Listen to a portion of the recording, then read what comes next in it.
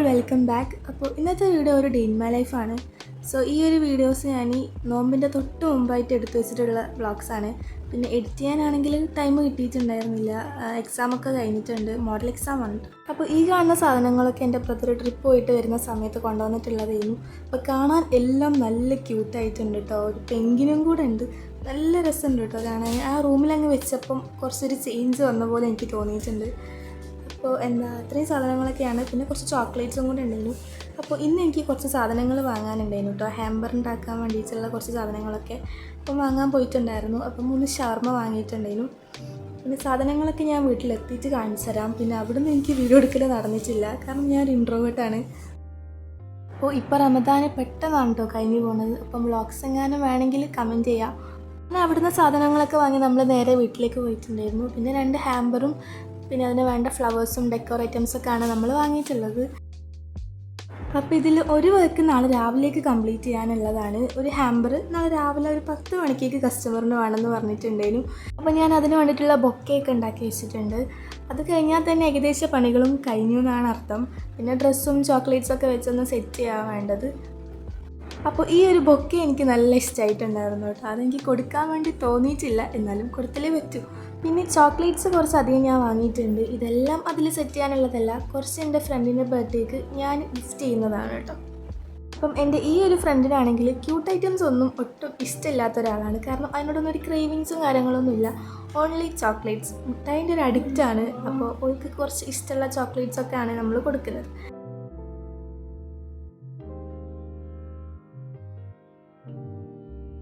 പിന്നെ മുട്ടായി കഴിഞ്ഞാൽ ഓൾക്ക് പിന്നെ ഇഷ്ടം ഈ കാറ്, ബൈക്ക് അങ്ങനത്തേനോടൊക്കെയാണ് പിന്നെ ഓൾക്കുള്ളൊരു താല്പര്യം. അതുകൊണ്ട് അതും കൂടെ ഒന്ന് ആഡ് ചെയ്തിട്ടുണ്ട്.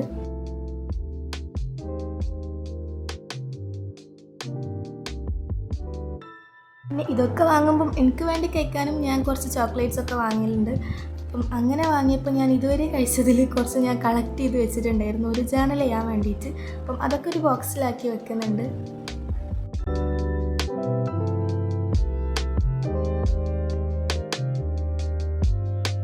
പിന്നെ ഞാൻ എല്ലാ വർക്ക്സും ഒന്ന് കംപ്ലീറ്റ് ചെയ്ത് അതിൻ്റെ ഫോട്ടോസും വീഡിയോസൊക്കെ എടുക്കുകയാണ്.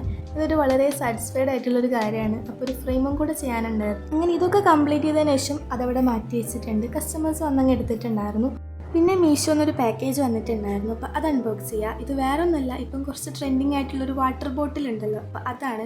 ഇതെൻ്റെ അനിയത്തിക്ക് ഭയങ്കര ഇഷ്ടമാണ് കേട്ടോ. ഈ ഒരു ബോട്ടിൽ കുറേ ദിവസമായി വാങ്ങാൻ വേണ്ടി പറഞ്ഞപ്പോൾ ഞാനൊക്കെ ഒരു ചെറിയ സർപ്രൈസ് കൊടുത്തതാണ്. അവൾക്ക് ഭയങ്കര സന്തോഷമായിരുന്നു. അത് കിട്ടിയത് ഉടനെ 2-3 ദിവസം ഇതിൽ ഫുള്ള് വെള്ളമൊക്കെ നിറച്ച് കുടിക്കലായിരുന്നു കേട്ടോ ഓളെ പണി. അപ്പോൾ ഇത് വന്നത് നല്ല ക്വാളിറ്റിയിലാണ് കേട്ടോ. ആ ഒരു കൊടുത്ത പൈസക്ക് നല്ല വേർത്താണ്.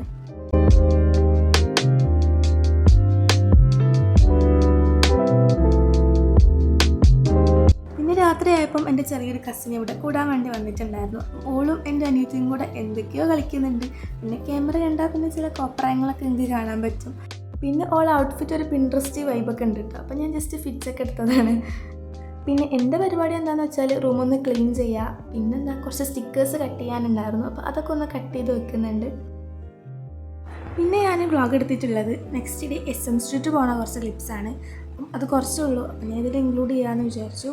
അങ്ങനെ നമ്മൾ രാവിലെ തന്നെ നേരെ റെയിൽവേ സ്റ്റേഷനിൽ പോയിട്ട് അവിടുന്ന് ട്രെയിനിലാണ് പോകുന്നത്. അപ്പോൾ ഇവിടെ എത്തിയതൊരു നട്ടുച്ച സമയത്ത് നല്ല പൊരി വെയിലത്താണ് കേട്ടോ നമ്മൾ ഓരോ ഷോപ്പിൽ ഇങ്ങനെ കയറി ഇറങ്ങുന്നത്.